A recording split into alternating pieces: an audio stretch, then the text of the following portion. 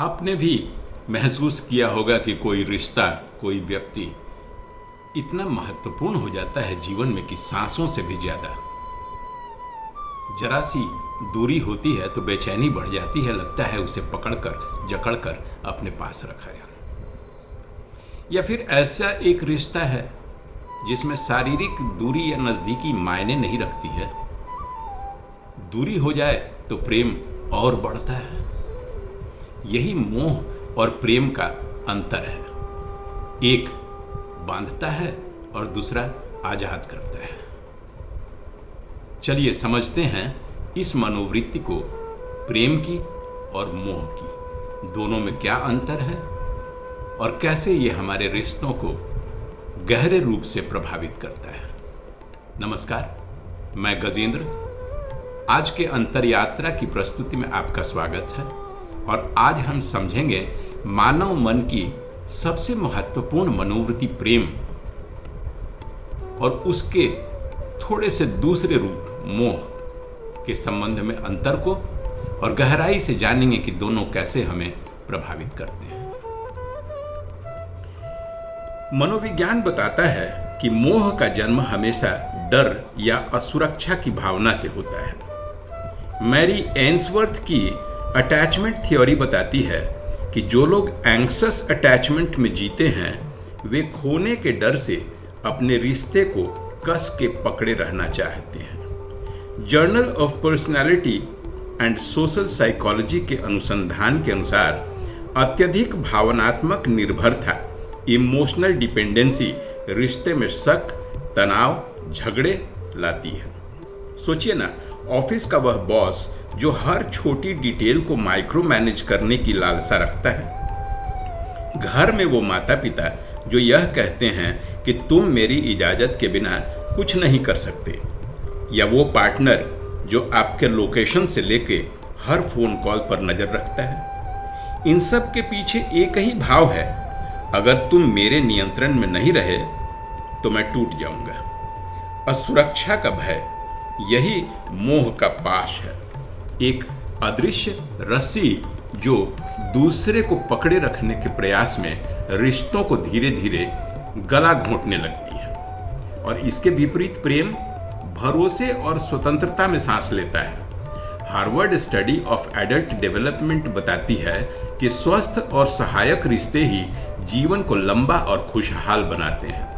मनोविज्ञान इसे secure attachment कहता है, जहां आप जानते हैं, भरोसा है कि दूसरा पास हो या दूर रिश्ता सुरक्षित है। जैसे वो पति पत्नी जो अपने अपने शौक तो पूरा करते हैं परंतु जरूरत आ जाए तो साथ खड़े मिलते हैं, या वो दोस्त जो भले ही महीनों से बात न करे लेकिन मिलने पर ऐसा एहसास होता है जैसे कल ही तो मिले थे।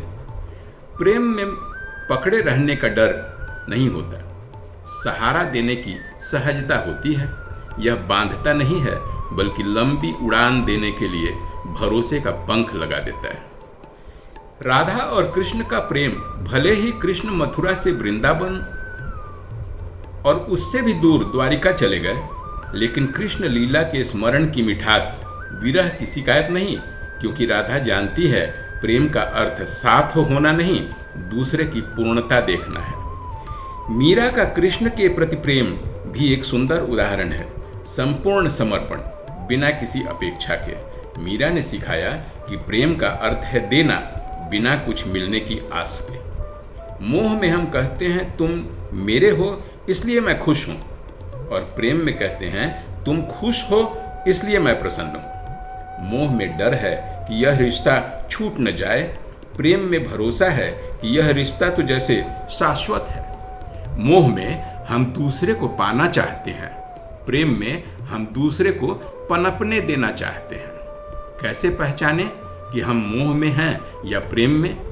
3 सवाल अपने आप से पूछें। पहला, यह रिश्ता क्या है?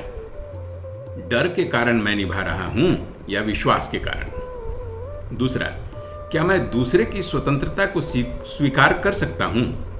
और तीसरा प्रश्न, क्या मेरी खुशी केवल उसके आसपास मौजूदगी पर निर्भर है या मैं अपने भीतर भी संतुष्ट हूं?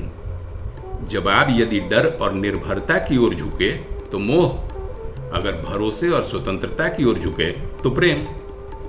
रिश्ते तब खूबसूरत होते हैं जब हम बंधन छोड़कर जुड़ाव को जीते हैं।